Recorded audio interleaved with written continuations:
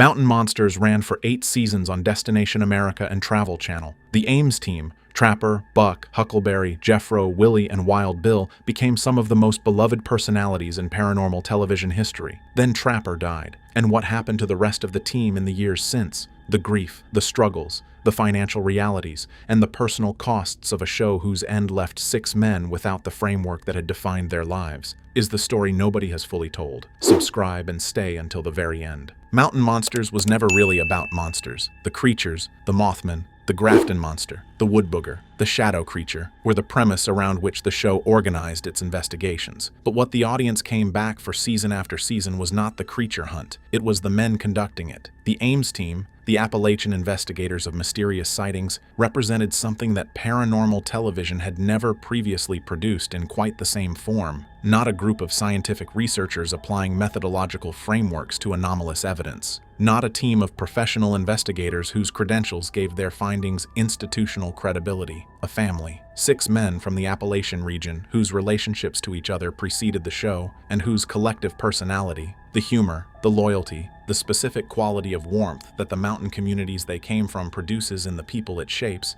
gave the production something that no casting process or production format could manufacture. John Richard Tice, Trapper, was the patriarch of that family in every sense that the word communicates beyond its biological meaning. He was the team's founder, its leader, its moral center, and its most irreplaceable personality. His combination of practical mountain wisdom, deadpan humor, and the specific quality of quiet authority that the people who grew up around men like him recognize immediately gave the show its tone and its soul. At 72 years old, after 8 seasons of leading his team through the mountains of the Appalachian wilderness in pursuit of creatures whose existence the investigation never definitively confirmed, and whose pursuit was always secondary to the experience of watching these men pursue it together, John Richard Tice died of kidney failure on December 16, 2019. He was surrounded by his family. The show had been his. The team had been his, and what the team became in the years after his death, how each of the men who had built their professional and personal identities around the Ames operation navigated the specific grief and the specific dislocation that losing Trapper produced, is the chapter of the Mountain Monsters story that the broadcast record has never told, and that the audience that fell in love with the Ames team across 8 seasons deserves to understand fully. John Richard Tice's death on December 16, 2019 did not simply remove the most beloved personality from a paranormal television production. It removed the organizing center of 6 men's professional and personal lives. The figure whose presence had given the Ames team its identity, its direction, and the specific quality of coherence that the audience experienced as the show's most essential characteristic across 8 seasons of Appalachian creature investigation. The grief that Trapper's death produced in the remaining team members was not the professional loss of colleagues whose working relationship had been organized around a shared employer. It was the grief of men who had lost a father figure, whose relationship to the person who died was built on the kind of sustained, genuine, mutually invested connection that the Appalachian community's culture of loyalty and long-term relationship produces in ways that the outside world does not always fully register. Buck, Jacob Lowe, was the youngest member of the team and the one whose relationship to Trapper had the most explicitly paternal character. He had been the team's most energetic field presence across 8 seasons. His enthusiasm and his physical capability in the Appalachian terrain, giving the investigations a momentum that Trapper's leadership directed and shaped. What Trapper's death produced in Jacob Lowe, in a young man whose professional identity had been built in the context of a relationship whose loss removed the framework that identity was organized around, is the chapter of his post-show story, whose specific personal dimension the people who know him have been most careful about in their public communications. Huckleberry, Joseph Lott, whose background as a retired Marine had given the team its security presence and whose quiet, steady reliability had made him one of the most trusted members of the Ames operation, processed Trapper's death with the specific quality of military discipline that his background had built into his response to loss. A composure whose public face has not always reflected the private dimension of what losing the team's patriarch produced in a man whose adult life had been organized around loyalty to the people he served alongside. Jeffro, Willy, and Wild Bill each carried the loss in the specific ways that their individual relationships to Trapper and to the team's collective identity had shaped, and each has navigated the post-show years in the context of that loss in ways whose full accounting the broadcast record of the seasons that followed Trapper's death has not provided. Jacob Lowe, Buck, was handed something when Trapper died that no amount of preparation across 8 seasons of Mountain Monsters had fully equipped him to carry. not the show's leadership in the institutional sense of a production role whose responsibilities were formally transferred. The weight of being the person the team looked to in the absence of the person they had always looked to. The specific, unasked for, unavoidable weight of being the youngest member of a family-like team who finds himself in the position of the eldest after the eldest is gone. He was in his early 30s when Trapper died. He had spent the preceding years building his professional identity as the Ames team's most energetic field investigator, the caller, the tracker, the physical presence in the Appalachian wilderness, whose combination of mountain knowledge and genuine enthusiasm gave the show some of its most compelling investigation moments. He had never been positioned, by the team's dynamic or by the show's production format, as the successor to Trapper's leadership role. The succession was not planned. It was not chosen. It was produced by circumstance in the specific and inescapable way that the death of the irreplaceable always produces succession in the people who remain. What Buck did with that weight in the years following Trapper's death is the chapter of his post-Mountain Monster story whose specific character the Sons of Appalachia YouTube channel, the independent production he launched alongside Huckleberry and Wild Bill after the show's conclusion, partially documents without fully representing. The channel gave the three men a platform for continuing the investigation work that Mountain Monsters had organized their lives around, without the production infrastructure that the Travel Channel relationship had provided. It gave Buck a professional context for the leadership that Trapper's death had left without an occupant, and it gave the audience that had followed Mountain Monsters across 8 seasons a way of maintaining their relationship with the team members whose personal appeal had been the show's most fundamental asset. What it did not give Buck, what the Sons of Appalachia channel's independent production format could not replicate, was the institutional support, the production resources, and the audience scale that the Mountain Monsters broadcast relationship had provided. Starting over as an independent content creator at 30-something, carrying the grief of Trapper's death and the weight of the team's expectations, is the specific starting over whose cost the Sons of Appalachia channel's cheerful presentation has never fully represented. When the Mountain Monsters Ames team navigated the specific fracture that Trapper's death and the show's eventual conclusion produced in the collective it had been, the paths its members took in the aftermath were not uniform. Buck, Huckleberry, and Wild Bill chose the Sons of Appalachia path, the independent YouTube channel whose continuation of the investigation format gave their post-show professional lives a direction and a platform. Jeff Headley, Jeffro, and Willy McQuillian made different choices whose specific character reflects both their individual personalities and the specific ways that 8 seasons of Mountain Monsters had intersected with the professional and personal dimensions of their lives outside the production. Jeffro, the team's researcher and technology specialist, the man whose antique shop in West Virginia had given his professional identity a foundation that predated the show and would outlast it, returned to the life that Mountain Monsters had organized around rather than replaced. His antique business, his community connections, the specific satisfactions of a life in the Appalachian region, whose roots go deeper than any television production's tenure, and whose continuity the post-show years have allowed him to return to in a form that the production schedule's demands had consistently interrupted. The return has not been without its complications. 8 seasons of national television exposure changes a person's relationship to their community and to their professional environment in ways that the return to pre-show normalcy does not simply reverse. The audience recognition, the community expectations, and the specific quality of being known in a way that the show created, rather than that the ordinary course of a life in a small Appalachian community produces. All of it shapes the post-show experience in ways that Jeffro's public communications have not fully addressed. Willy McQuillian, the trap builder, the co-founder of the Ames operation, the man whose practical construction skills gave the investigations their physical infrastructure across 8 seasons, returned to the arborist work that had been his professional foundation before the cameras arrived. The physical work, the trees, the specific satisfaction of skilled manual labor, whose relationship to the Appalachian landscape he grew up in, gave his professional identity a grounding that the television production had never replaced. What the return to that life after 8 seasons of national television exposure costs a man whose personality the audience had come to know and whose ordinariness the show's production had made extraordinary is the question whose answer the post-show years have been writing in the specific terms of what Willy McQuillian's daily life looks like in 2026. Joseph Lott, Huckleberry, and William Neff, Wild Bill, represent the dimension of the mountain monster's post-show story, whose specific character is most directly shaped by the specific quality of loyalty that the Appalachian culture both men came from builds into its people as a foundational value rather than a situational virtue. When Buck needed people to stand beside him in the aftermath of Trapper's death and in the construction of the Sons of Appalachia project that represented the team's continuation in a new form, Huckleberry and Wild Bill were the ones who stood there. Not because the professional calculation made it the obvious choice, the Sons of Appalachia, YouTube channel's independent production format offers a fraction of the resources and the audience reach that the Mountain Monsters broadcast relationship had provided. Because loyalty in the specific Appalachian sense of the word does not make professional calculations. It shows up. Huckleberry's background as a retired Marine, whose 6 years of service had built into his character the specific quality of commitment to the people you serve alongside that military culture produces at its best,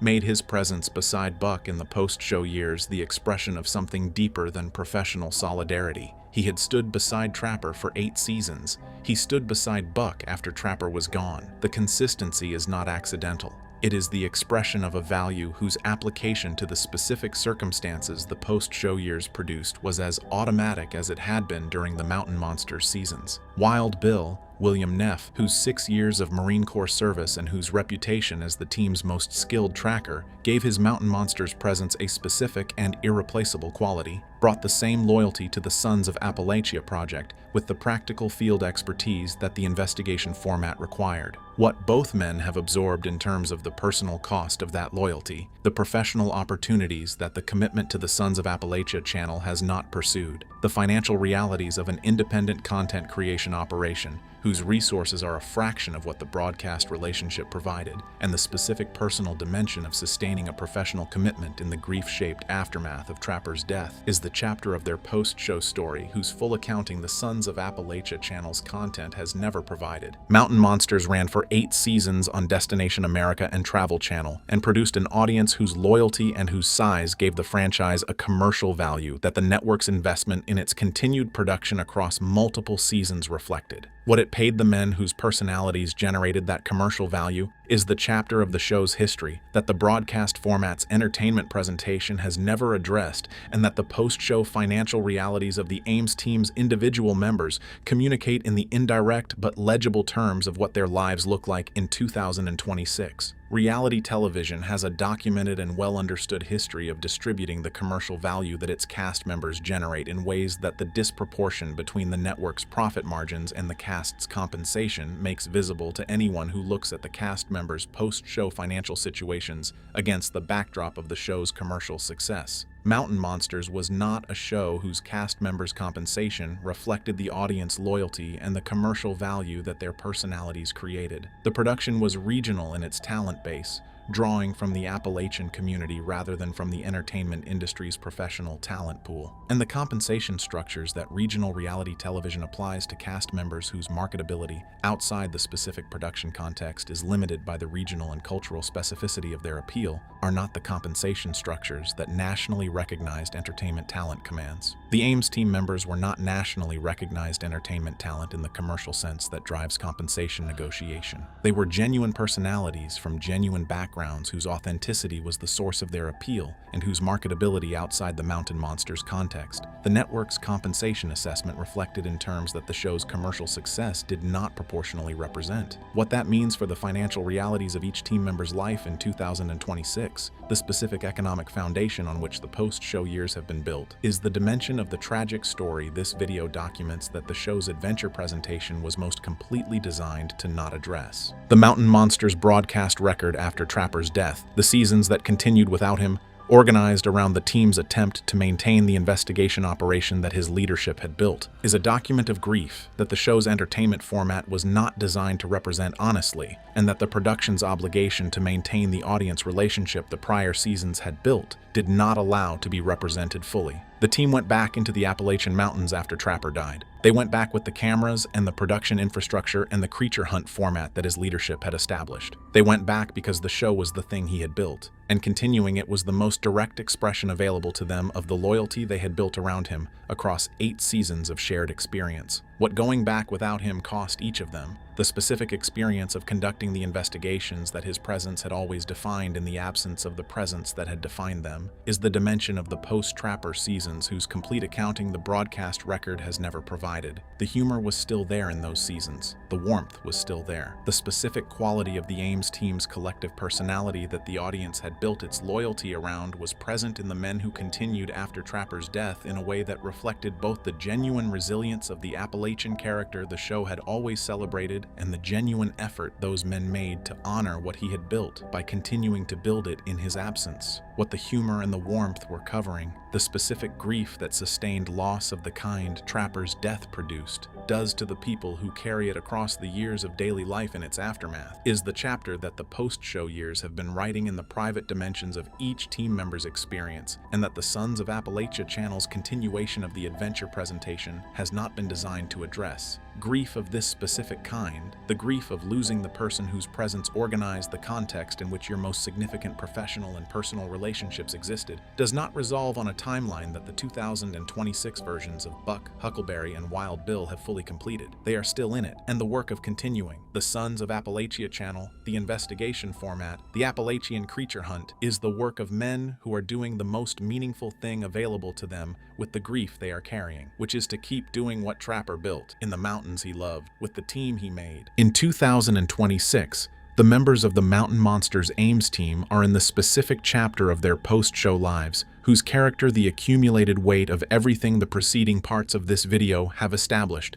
the grief, the financial realities, the professional dislocation, the personal costs of 8 seasons of Mountain Monsters, followed by Trapper's death, followed by the show's conclusion, has shaped in ways that the straightforward adventure narrative of the broadcast record never prepared anyone to understand. Buck is in his mid-30s. Leading the Sons of Appalachia operation with the specific combination of genuine commitment and personal weight that the years since Trapper's death have built into his leadership. The channel produces content whose quality and whose audience loyalty reflect the genuine personality that made him one of Mountain Monsters' most compelling cast members. What it does not produce, what the independent content creation format cannot provide in the absence of the broadcast relationship's resources, is the institutional infrastructure that the Mountain Monsters production gave the investigation work, a foundation it has not had since the show concluded. Huckleberry and Wild Bill are beside him in the Sons of Appalachia operation with the loyalty that their individual characters and their shared history with the team have always produced. Their presence in the post-show continuation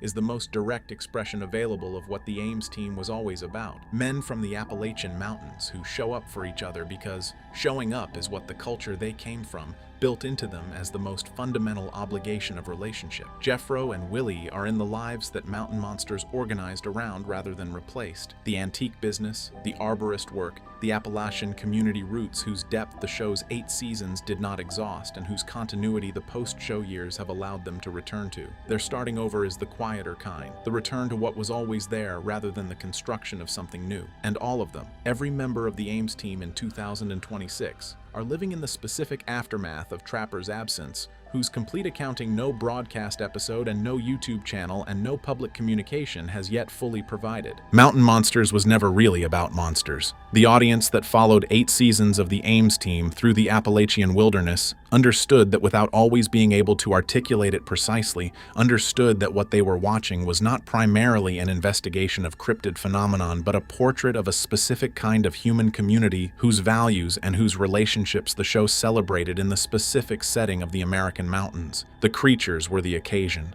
The men were the subject, and what the men's lives in 2026 communicate about what the show was, about what 8 seasons of Mountain Monsters built in the people who made it, and what its conclusion and Trapper's death have asked those people to carry in the years since, is the completion of the portrait that the broadcast record began without finishing. The tragedy of the Mountain Monsters story in 2026 is not catastrophic in the dramatic sense of public failure or acute crisis. It is the quieter and more lasting tragedy of men whose most significant shared experience ended before they were ready for it to end, whose patriarch died before any of them had fully processed what his leadership had meant to who they were, and who have been navigating the aftermath, the grief, The financial realities, the professional dislocation, the personal costs, with the specific combination of resilience and loyalty that the Appalachian culture they came from built into them as the most fundamental qualities a person can possess. Trapper built something real, not a television show, a team, a community of men whose relationships to each other and to the mountains they investigated together were genuine before the cameras arrived and remained genuine after they left. What those men are doing in 2026 with what Trapper built is the most honest continuation available to them. They are in the mountains, they are together, they are still looking, and the man who taught them to look,